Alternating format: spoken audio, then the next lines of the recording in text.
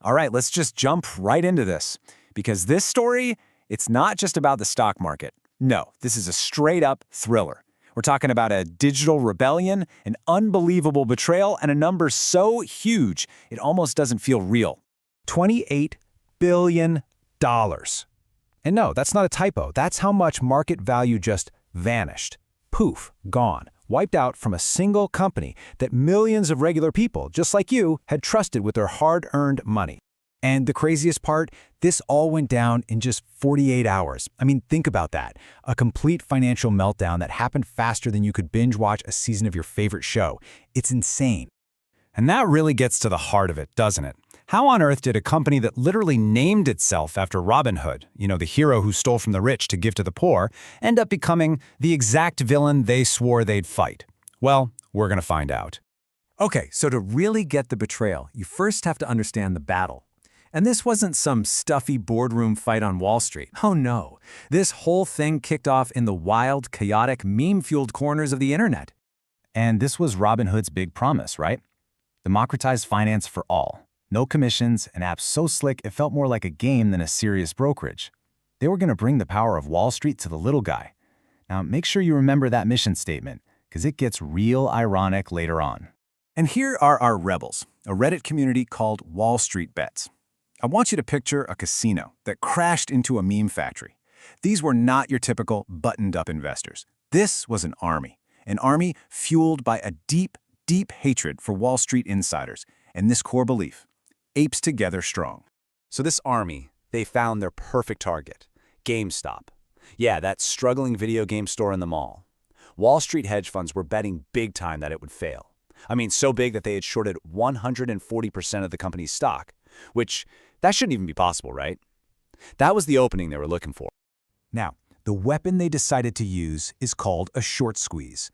It's basically the financial equivalent of calling a massive bluff. Think of it like this. You force the guys who bet the stock would go down to buy it back, but they can't buy it at the cheap price they were hoping for. No, they have to buy it at whatever insane price it's reached. It's pure financial warfare. All right, so let's get to the main event, because what happened next, it was a full-blown financial explosion, and absolutely nobody on Wall Street saw it coming. Just look at this timeline. It's wild. On January 11th, the stock's sitting at just under 20 bucks, okay? A week and a half later, 65. 4 days after that, it's at 147. And then just one single day later, boom, $354 a share. This wasn't investing, people. This was a rocket ship, and the Reddit army was winning, big time. And then, just when you thought it couldn't get any crazier, the richest man in the world decided to pour gasoline on the fire. A single tweet from Elon Musk, game stunk, and the whole thing just went stratospheric. The mania officially went mainstream. And this scorecard, it just says it all. On one side, you've got this guy, Keith Gill, aka Roaring Kitty. A totally normal dude who turned a $53,000 bet into $48 million. Then on the other side, you've got this Goliath of a hedge fund, Melvin Capital, losing so much cash, we're talking $4.5 billion, that it literally needed a bailout from its buddies just to stay afloat. So, the little guys, the retail investors, they were on top of the world, celebrating a victory for the ages. But right when they were about to land the final knockout punch, their own champion, the one who was supposed to be in their corner, switched sides. And here it is, the moment of betrayal. On the morning of January 28th, millions of people on Robinhood woke up, opened the app, and found they could sell GameStop, but they couldn't buy it anymore. The game was rigged. The buy button, it just vanished. The effect was instantaneous, and it was catastrophic. You can see it right here. The stock was rocketing towards 500 bucks in the pre-market. The second they shut off buying, it plummeted. The momentum was dead in the water, instantly. And this was the question everyone was screaming. Why? Why would the app that's supposed to be for the people suddenly protect the Wall Street giants? Especially while those same hedge funds could still trade freely. I mean, was this a conspiracy? It sure felt like one. Well, the answer wasn't some simple backroom conspiracy. It was actually something much deeper, something hidden away in the messy plumbing of Wall Street. It revealed a system that, let's be honest, was never designed for millions of regular folks to all win at the same time. So here's what was really going on behind the curtain.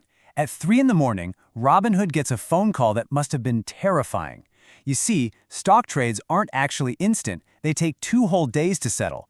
And in that gap, a central clearinghouse needs cash, collateral, just in case things go wrong. Well, because GameStop was so incredibly volatile, that clearinghouse called up Robinhood and said, "You need to give us $3 billion by morning." And Robinhood just didn't have it. Their only option to avoid going completely bankrupt was to shut down the thing causing all the risk. You guys buying GameStop.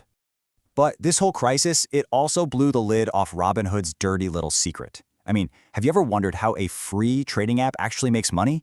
Well, take a look at this. A whopping 75% of their revenue came from something called payment for order flow.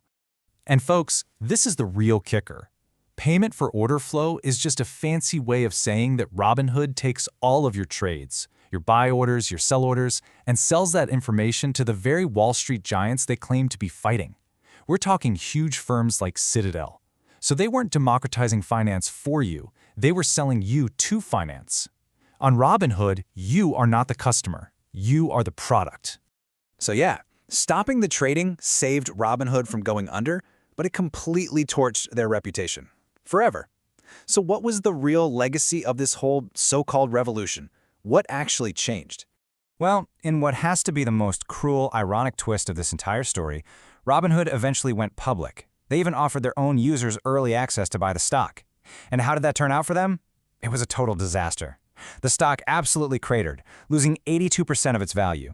So they ended up burning the very same people they were supposedly created to help. So what's the takeaway from all this? Look, some things definitely changed. Zero commission trading is pretty much standard now, which is good. And nobody, and I mean nobody, underestimates the power of a subreddit anymore. But the big problems are still there. When push comes to shove, the system still protects the big guys. Free trading, as we saw, has some pretty serious hidden costs. And the hedge funds? Oh, they're fine. They just adapted and moved on. At the end of the day, this whole saga ripped the curtain back and showed all of us how the financial game is really played. It proved that millions of little guys, when they band together, can actually challenge the giants. But it also proved something else, something much more sobering. When the system itself feels threatened, the house always finds a way to win. So I'll leave you with this question. The game was exposed for everyone to see, but did the rules of the game ever really change?